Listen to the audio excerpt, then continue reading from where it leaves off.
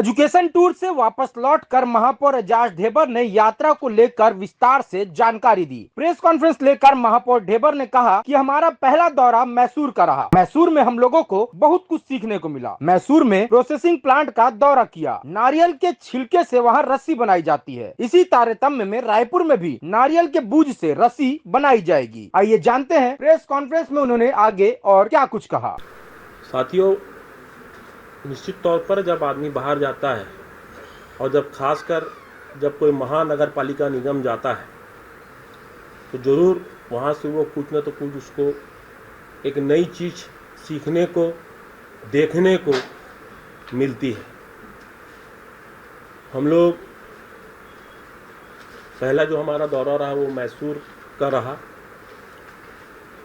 जहाँ पर हम लोग प्रोसेसिंग प्लांट में हम लोग जब वहाँ पर गए तब हमने देखा कि हमारे यहाँ कचरों से खाली खाद बन रहा है।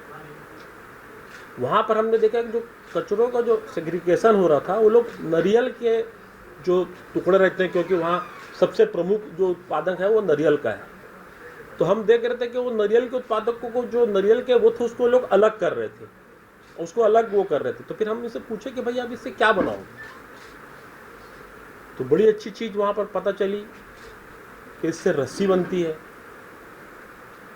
दो चीज़ और उन लोगों ने बताया कि जो इसमें उससे उसका निर्माण होता है। तो वो चीज़ भी हम लोग, हमारे अधिकारी, हमारे और भी जो पार्षद हैं, उसको वहाँ पर मैसूर में उस चीज़ को हम लोग ने देख के आया कि इस प्रोसेसिंग प्लांट में हम सिर्फ कचरों से खाद बना रहे हैं जो हमारे गार्डनों में और कृषि उसमें एग्रीकल्चर में जो हम इस्तेमाल कर रहे हैं।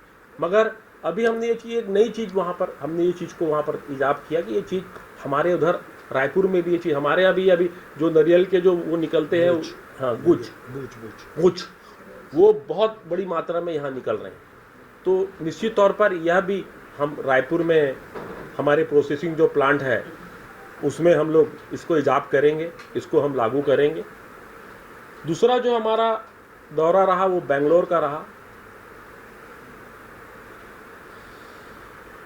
प्रमोद भैया ने बहुत सारी बात बताई कि वन टाइम सेटलमेंट जो बहुत जल्दी हो जाएगा। वन टाइम सेटलमेंट में हमने सरकार को यहाँ से MIC से पास करके, सामान्य सभा से पास करके हमने मंत्रालय हमने भेजा है। तो मुझे लगता है जब ये पास हो जाएगा और बहुत कुछ खुले प्लाट में भी वहाँ पर जो टैक्सों का जो सिस्टम है वो हम वहाँ पर देख कर आए, तो निश्चित तौर पर मुझे लगता है कि ये सब चीज़ों से जो हमारी टैक्स में जो हमारी जो इनकम है, जो हमारी टैक्स की आय है, निश्चित तौर पर इस बार आप लोगों को अच्छे बड़े उसमें टैक्स हमारे नगर निगम को प्राप्त होगा जो हम लोग सीख कर आए। दूसरा जो एक नई चीज़ हम जो अपने नगर निगम में लागू करेंगे कि जो सरकारी हॉस्पिटल में जब बच्चियां पैदा होगी, बेटियां, उनके लिए 20,000 रुपया फिक्स डिपॉजिट, इसको पहले MIC से सामान्य सभा से पास करके सरकार के पास भेजेंगे। मगर मुझे पूरी उम्मीद है कि ये काम हम लोग करेंगे। 20,000 रुपया उनके खाते में फिक्स डिपॉजिट हम कराएंगे। जब वो बच्ची 18 साल की हो जाएगी तो निश्चित तौर पर उसकी शादी के लिए, उसकी पढ़ाई के लिए, उसके लिए उसको वो काम आएगा। दूसरी एक बहुत बड़ी चीज़ जो हम लोग देख कर आए, जो हमारे सफाई कर्मचारी हैं, सुबह 6 बजे से निकलते हैं, उनको सबसे ज़्यादा पड़ी रहती है कि बस हम लोग काम ख़त्म करें और नाश्ते के लिए अपने घर जाएं या नाश्ता करने कहीं रुक जाएं। मगर अब ऐसा नहीं होगा।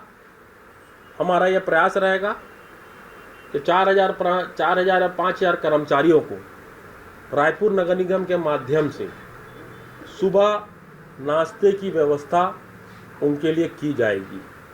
ब्रेकफास्ट जो होता है वो अब उनको घर में जाने की या होटल में जाने की नहीं, मगर रायपुर नगर निगम उनको यह उपलब्ध कराएगा। इसके लिए भी MIC और सामान्य सभा से पास करके इस प्रस्ताव को ला के पास करके ये दोनों मुद्दे मुझे लगता है कि हम लोग ने बहुत बढ़िया वहाँ पर वो। तीसरी चीज़ रेन हार्वेस्टिंग सिस्टम जो हमारे यहाँ कंपलसरी नहीं है, इस बात को मैं मानता हूँ। और बेंगलोर में ये पूरे शहर में कंपलसरी है। आप अगर घर भी बना रहे हैं तो ये छोटा सा भी घर बना रहे हैं तो आपके लिए कंपलसरी है। अब हम इसको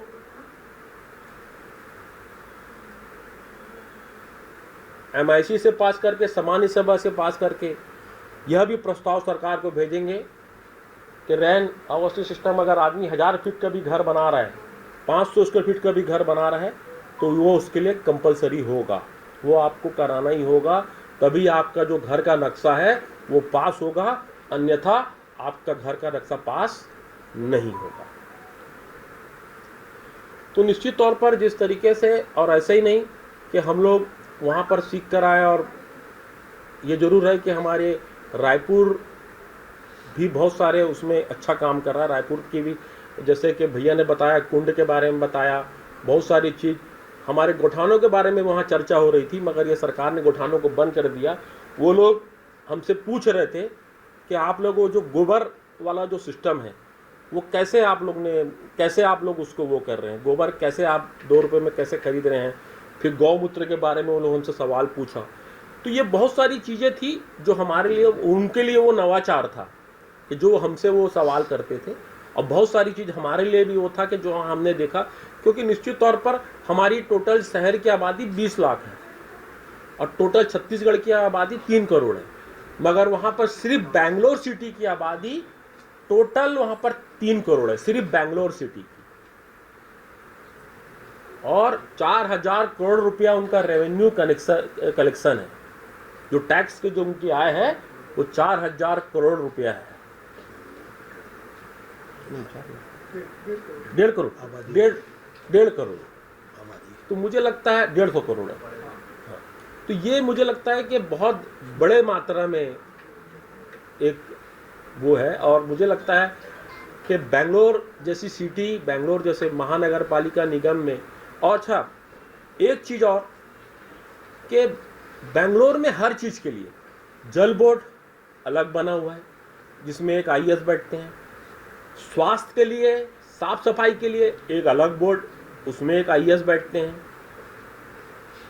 लाइट वाइट के लिए पूरी LED है, उसके लिए एक बोर्ड अलग बना है जिसमें एक IAS बैठते हैं। हर चीज़ के लिए, जैसे आवारा पशु और डॉग सेंटर, उसके लिए एक अलग बोर्ड बना हुआ है, उसमें एक अलग अधिकारी बैठता है, उसमें एक अलग IAS बैठते हैं, उसके नीचे अलग काम करते हैं। तो निश्चित तौर पर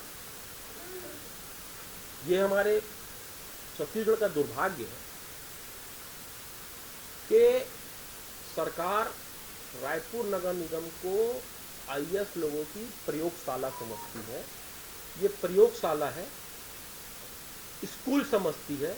यहाँ पहले IAS लोगों को 1 साल 1.5 साल के लिए लाया जाता है और उसके बाद उनको कलेक्टर बना के और कहीं भेज दिया जाता है, जबकि बेसिक काम, आपके जीवन से जुड़ा हुआ काम, आपके पैदा होने से लेकर मरते दम तक के काम रायपुर नगर निगम करता है। ये एक्सपेरिमेंट सेंटर यहाँ पर नहीं होना चाहिए, प्रयोगशाला नहीं होना चाहिए, यहाँ पर स्कूल IAS लोगों के लिए ये स्कूल नहीं होना चाहिए, ये बल्कि IAS लोगों के लिए यूनिवर्सिटी होना चाहिए। और जो सीनियर लोग हैं, जो सीनियर IAS लोग हैं, जो कलेक्टर के ऊपर जो रहते हैं, सचिव और उस लेवल के लोगों को यहाँ पर कमिश्नर के रूप में आना चाहिए। तो मुझे लगता है कि रायपुर नगर निगम बेहतर से बेहतर काम कर सकेगा, क्योंकि अगर इसी तरीके की प्रयोगशाला रही, इस तरीके का अगर ये ट्रेनिंग सेंटर बना रहा, इस तरीकों के IASओं के लिए, कमिश्नरों के लिए अगर ये सिर्फ स्कूल बने रहेगी, तो मैं नहीं समझता कि रायपुर नगर निगम बहुत बेहतर काम कर पाएगा।